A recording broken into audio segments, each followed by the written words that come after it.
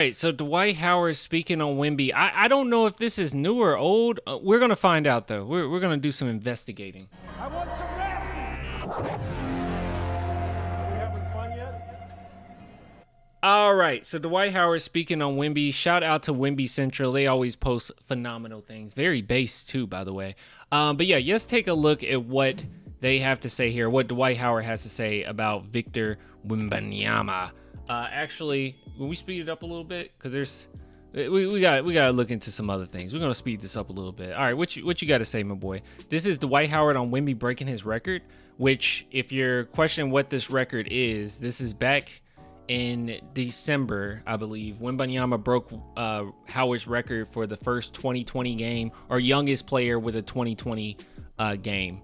So it was a while ago, but I'm assuming this is a newer clip. I'm not quite sure. It doesn't really matter. Just listen. When I see Wemby, I'm like, what the fuck? He's like, what the? Like, this guy's 7'4". He got handles like a guard.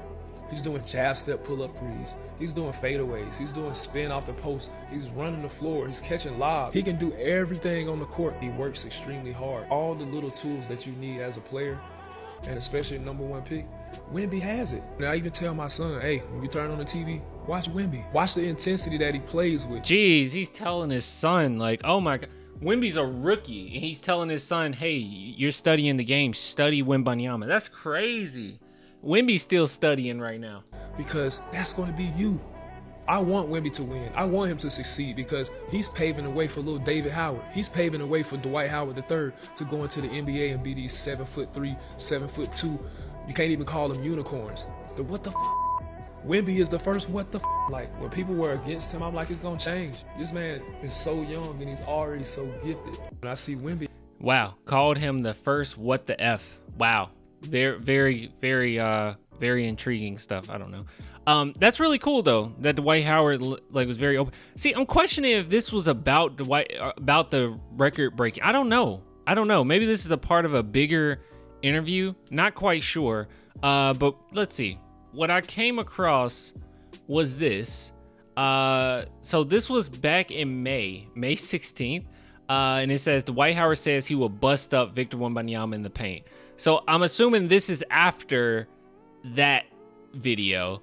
And I wanted to actually see the context of this, okay? Because when you just read it, it sounds really bad. But I'm pretty sure if we actually go back and watch the video, it's not too bad. So let's see what else Dwight Howard had to say about Wemby. Let's see. Let's pull this up. Where are we? All right. Okay. Here we go. All right. Here we go. So this is Dwight Howard talking with Mike Miller and discussing prime Dwight versus prime Wemby, and then build a team with Wemby or Ant. So, assuming Anthony Edwards here. So let's go ahead and we're going to speed it up just a little bit. Okay, we got to speed it up. Put the closed captions on. Let's listen. Me and my son's probably favorite player right now is Wemby. My son is 10. Him and his favorite son player right now is Wembanyama. That's dope. About 5'8". He wears a 13 shoe. So I'm like, Wemby, you're a Wemby. Where's a 13? Yeah, he wears 13. Wait, at what age? At 10? Like, where am I gonna get shoes for you at already? You're 10, wear 13. I think you'll find him. But he's I wear a 13. Oh my God. Wemby, so I'm gonna go with myself. I'm busting Wemby up in the paint. Okay, so that's what it was based on. Okay, all right. Okay, so he's saying prime versus Wemby. I'm busting up. Okay, all right. That's fine. You're not, but I would agree that Wemby gonna have a little bit of a hard time with Dwight Howard because how physically strong he was. But at the same time, I feel like Giannis is very strong, and Wemby showed him a thing or two. So yeah. What are you talking about? I'm just asking the question, Coach. But he is an alien, though. I will say that. I pity the fool. If you're starting, you do. That's the last one. You do. No more. No, only one more. Because I'll be honest, because he has a 3-joke max. Okay, so I get one more. You got two. Mr. T. Maybe this is from earlier in the interview. Right now. Okay. You got two right now. If you're after talking about Wemby like that, and you talked about Ant in high regard, a lot of great players, right? A lot of young great players right now. We talked about a bunch. If you're starting a franchise, who you taking? Who am I getting? Who you starting with? Wemby. Ooh. I only get one choice. First pick in the draft. First pick in the draft. They only got one with you, right? Yeah. Okay. Wemby. Come on, Dwight, that's I'm easy. going with Anthony Edwards. What you mean? Really? Yeah. Oh, He from Atlanta. Hold on. Mr. Easy. Ooh, I love Anthony Edwards, but I'm going with Wemby. Because I said to Mike before Dragic knows ball. the show, if I'm a free agent, I'm looking at San Antonio.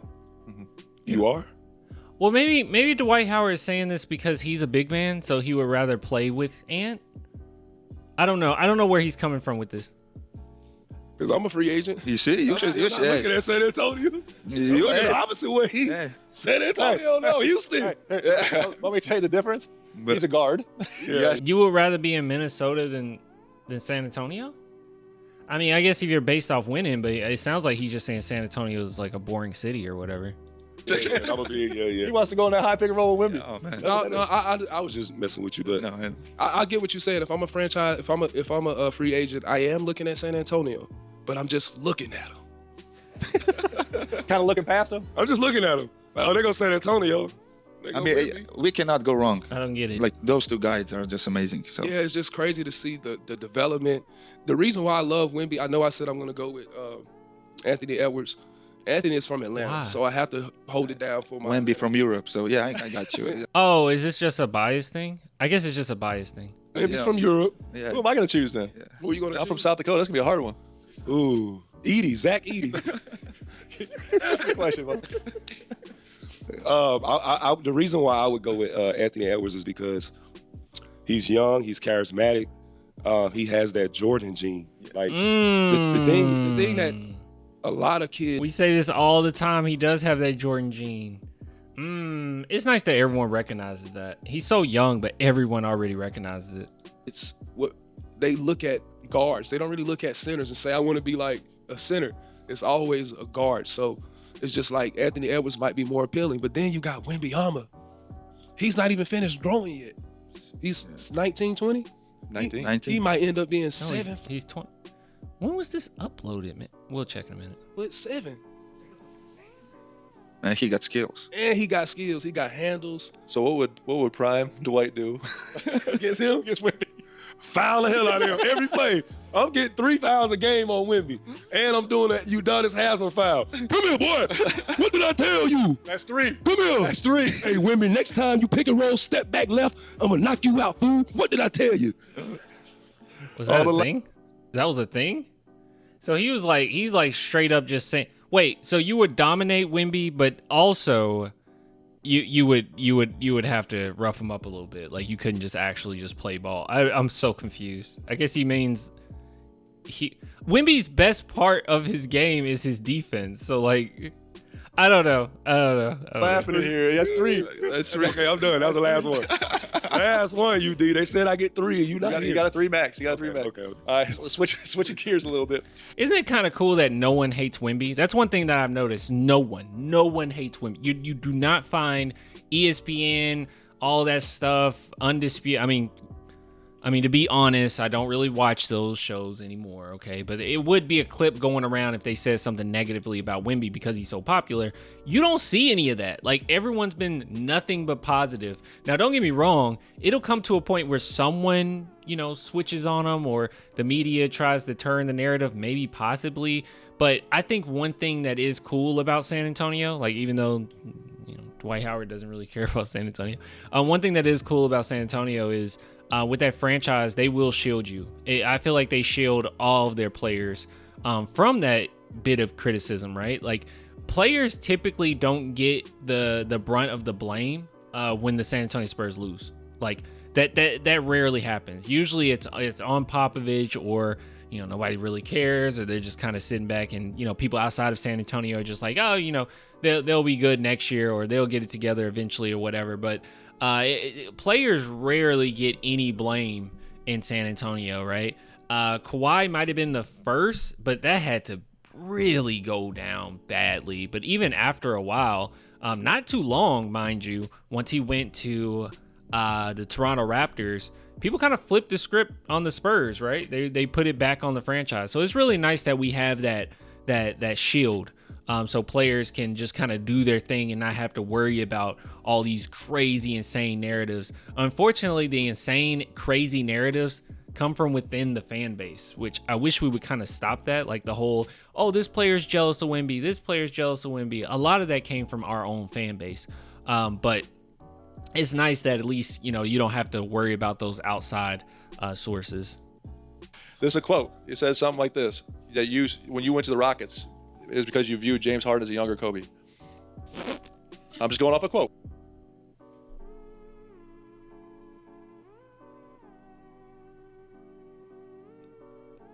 Okay, Dwight didn't say that, right?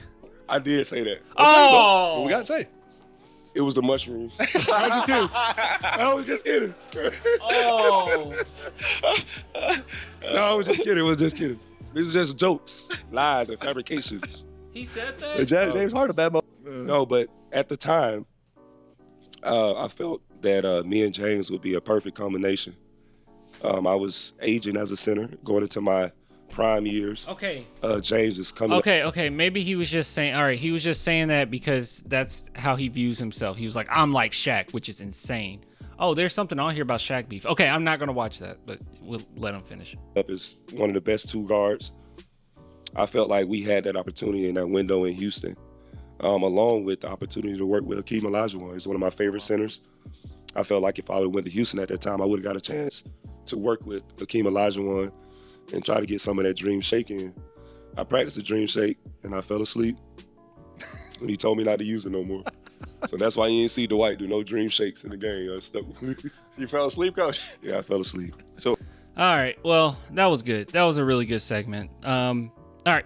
I promised I would see when the heck this was uploaded. How did we not see this? Let's see here. So what happened? Because Shush. 3 weeks ago. Yeah, this is literally new. Okay. They were just off. Yeah, he's not 19. He's 20 now. Wemby is. Let's see what else they have to say. I'm pretty sure most of these are just about, this is a long interview, so. Dwight is legit funny. He is funny. Hilarious. Great episode. Mike did a great job of keeping the questions going. Good job. OG's running up the score. Bro is pure comedian. Yeah. Guys, it's really nice that we have channels like this. This is the OGs. So it's really nice that we have channels like this and we don't have to worry about, ESPN or, FS1 just kind of taking up a lot of the narratives, right? Like you have all these different sources that you can go to, right? Like you can go to JJ Redick's pod. You can go to, Lord forbid this one, but you can go to Draymond Green's pod if you really want to. But it is nice to just have all these different options, right? It's really cool, man. It's really cool. And, as time goes on, hopefully we have even more and more like specific keyed in on specific teams podcasts. Like obviously like we do the Spurs and we got there's a couple people in this space that do the Spurs, but it'll be nice if it opens up and we get even more options, the more the merrier, I say. Anyways, I'll get with you guys later, man. Good stuff here. Until next time, bye.